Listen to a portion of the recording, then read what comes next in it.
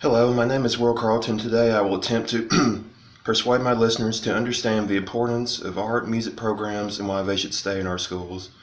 These programs are pillars of our educational system, and it's critically important that we realize the importance and impact they have. Now that I've made my initial statement, I will now move forward with my reasoning and supporting material for keeping the programs active in our schools. My previews will be the goal for music and art classes to have a larger role, diverting school budgets, and visualization for our children to always have the benefits of these programs. There are many examples that point to the importance of art and music programs. Studies performed have shown that engagement in fine arts have been beneficial for students' social skills as well as showing an increase in brain activity. Now I will briefly go over a few examples of the problems associated with the diminished programs. They suffer financial mismanagement. They are often overlooked in favor of other electives, and schools prioritize higher test scores and financial prominence over ensuring a broad educational experience.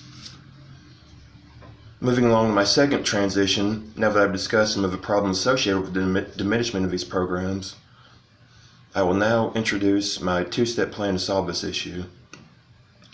My first step will be a special form of funding to ensure preservation. The initial idea is for the budget to be used as a form of stability similar to a bill of law, which would ensure the classes always have the means to remain relevant. My second step to adopting this method would be working with the proper officials to oversee the special budget and proper use of said budget.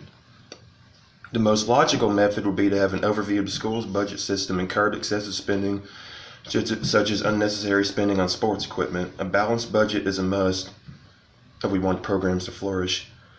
Now that I've discussed my plan, I will offer a visualization of what could happen whether the plan is adopted or if it is rejected. Rejection will not necessarily be the end, but it'll be an example of schools refusing to realize their importance, and it could also further hinder the formation of new classes being formed. However, by adopting this plan, it would be sending a positive message that music and art classes are recognized and serve a strong purpose and deserve more recognition in our educational system. And finally, to conclude, by giving this speech, I hope I was able to convince you to see the importance of music and art programs in our schools and why they must continue to remain prominent in our youth development.